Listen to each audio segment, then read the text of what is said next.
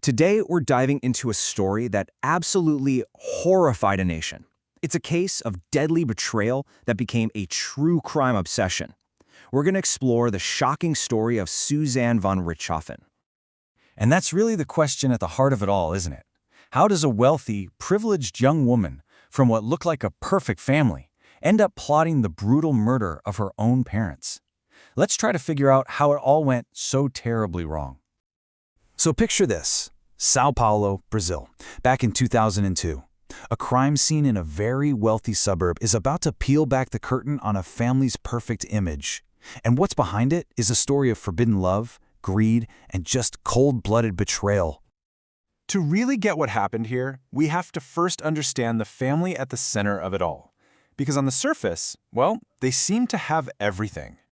I mean, the von Richthofens were the picture of success, you know? The father was a respected engineer, the mother a psychiatrist, and they had 2 kids, including their bright law student daughter, Suzane. They lived this life of comfort and privilege. But it was that perfect image that was hiding some really serious problems just under the surface. And right here, this is where the trouble really starts. For her parents, Manfred and Mauricia, their daughter's boyfriend, Daniel Cravinhos, was just completely wrong for her. They saw him as a bad influence from a lower-class background, no ambition, maybe even using drugs. But for Suzane, he was the love of her life. She saw her parents' disapproval as just this huge wall they were building to keep her from her future. This clash, it became the trigger for everything. This wasn't just a family argument, though. It was about to spiral into a meticulously crafted murder plot. That resentment over a forbidden romance was about to mix with a much, much darker motive. Yeah, this wasn't just about love, not by a long shot. The investigation pretty quickly uncovered that there were 2 motives here. Suzane, along with Daniel and his brother Cristian, they were after 2 things: the freedom to be together and the family's huge fortune, which was worth around 11 million Brazilian reais. And make no mistake, this was not some crime of passion. It was a cold, calculated execution. I mean, every single step was planned out, from getting Suzane's younger brother out of the house to staging this whole messy robbery scene to try and throw the police completely off their trail. So they thought they'd pulled it off, the perfect crime. But as we're about to see, their plan and their whole story started to fall apart almost immediately. In the very early hours of Halloween morning, the plan moves into its final stage. Suzane makes this frantic call to the police, playing the part of the horrified daughter who just found her parents after a brutal robbery. Her big performance started the second she picked up that phone. But that act, well, it didn't last long. The entire conspiracy just collapsed in only 8 days. The robbery gone wrong story from October 31st very quickly turned into a murder investigation, and the focus was squarely on Suzane. By November 8th, all 3 were in custody and they had all confessed. So why did it all fall apart so fast? Well, the little details just weren't adding up. The investigators, they're experienced, they noticed the robbery scene was almost too perfect. And the big one, no signs of a break-in. But honestly, the biggest red flag was their behavior. The 3 of them just seemed bizarrely calm, you know? And then celebrating Suzane's birthday with a pool party just a few days after her parents' funeral, that was just the final unbelievable nail in the coffin. Okay, so they've got the confessions. The case heads to trial. And this wasn't just a legal thing. It became a full-blown national media circus, just fueled by incredible public anger.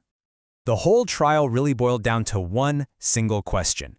Who was the real Suzane von Richthofen? Was she this young woman who was manipulated by an older, dangerous boyfriend, like her defense was saying? Or was she, as the prosecution argued, a cold, calculating mastermind who planned the whole thing from start to finish?